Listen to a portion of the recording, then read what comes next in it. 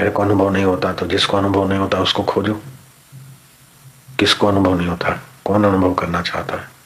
जो अनुभव करना चाहता है उसको खोजो। बस उसको खोजो, तड़प बढ़ा दो। तड़प बढ़ाने का मतलब ये नहीं कि मेरा खून पीना कि अनुभव नहीं होता, मेरे को साक्षात्कार करो, मेरे को साक्षात्कार करो। ऐसे लोग, खून पीने वाले लोग, वो नहीं होता। अपनी अंदर अंदर तड़प होती। हमने कभी गुरु जी को तंग नहीं किया।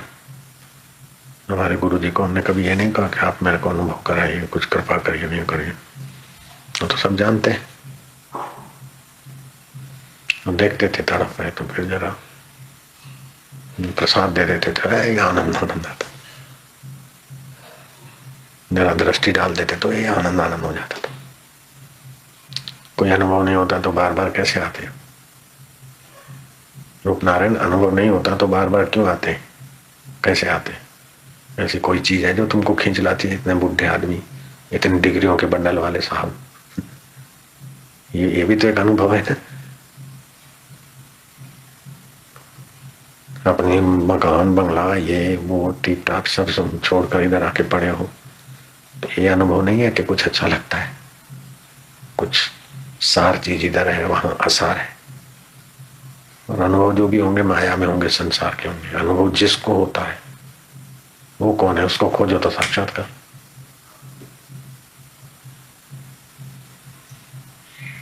कुछ दिन ऐसे ही साधना में डूब, विचारों में खोया रहना पड़ता है। सेवा किया, फिर खोजे।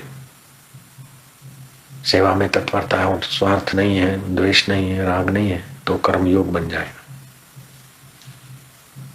भक्ति में संसार की चाह नहीं तो भक्ति योग बन जाएगी। ज्ञान में भी बाहर के अनुभव की इच्छा नहीं है तो ज्ञान योग बन जाएगा। मेरे को अनुभव हो, मेरे को अनुभव, तो मैं कौन हूं खोजो। जितना गहराई से अंदर खोजते जाओगे उतना ही खोते जाओगे, और जिसको खोजते हो वही होते जाओगे।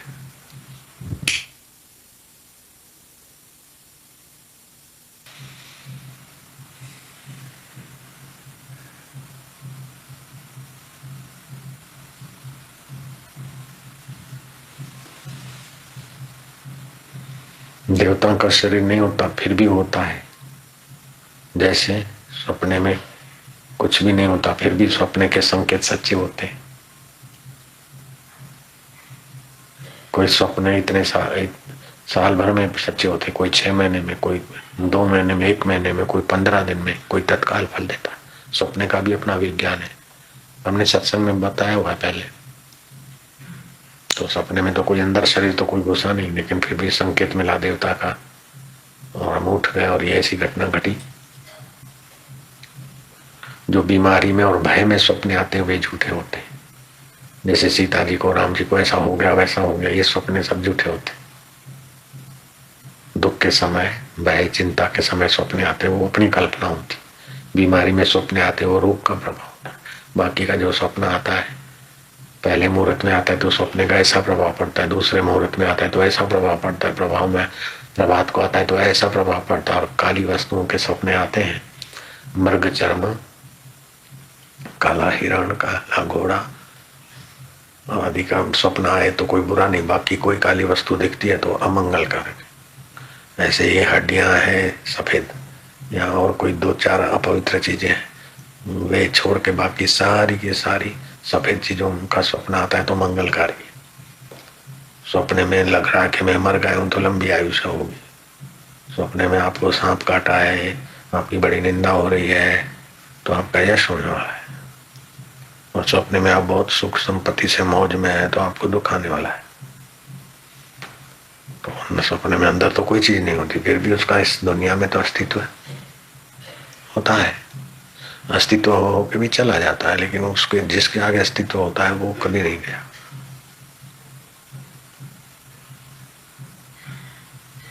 जो भी अनुभव आए आज तक के,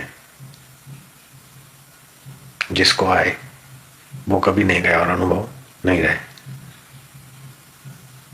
ऐसे का अनुभव हुआ था, पीएचडी की, तभी खुशी का अनुभव हुआ तो खुशी हुई, तो मन की भावना के अनुरूप हुई, तो खुशी जहां से आई वो चैतन्य था, लेकिन खुशी के जो साधन थे वो बदल गए, चेतन वही का वही।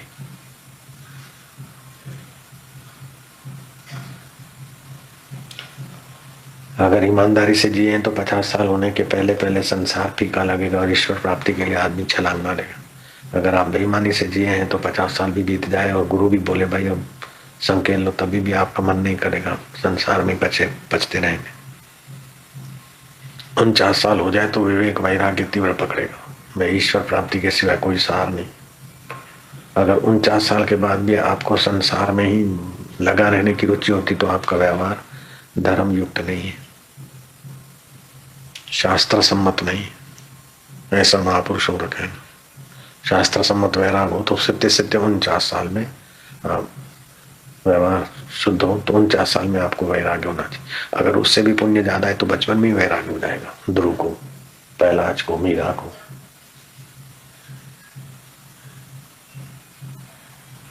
जब भगवान दूर फेंकना चाहते तो दुनिया का सुख सुविधा है आराम दे देगा, उसमें रुचि कर देगा। जब भगवान दूर करना चाहते, भगवान अपने नजीक करना चाहते तो ये सब तुच्छ लगेगा, फीका लगेगा। तो समझो भगवान की बड़ी कृपा है, तो अपना आर्य व्यवहार करना चाहिए, सच्चिंता का, सौम्यता का, मित्रता का।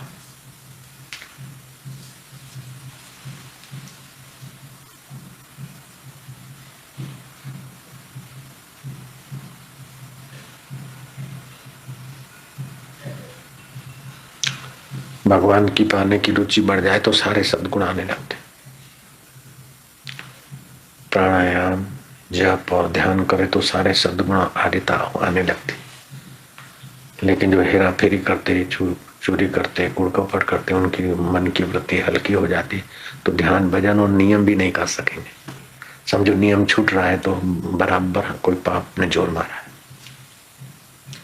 ध्यान भजन का नियम छूट रहा है या सेवा में रुचि नहीं है तो समझो पाप जोर मार रहा है। सेवा कर्म योग है ना, रुचि नहीं होती तो पाप जोर मार रहा है।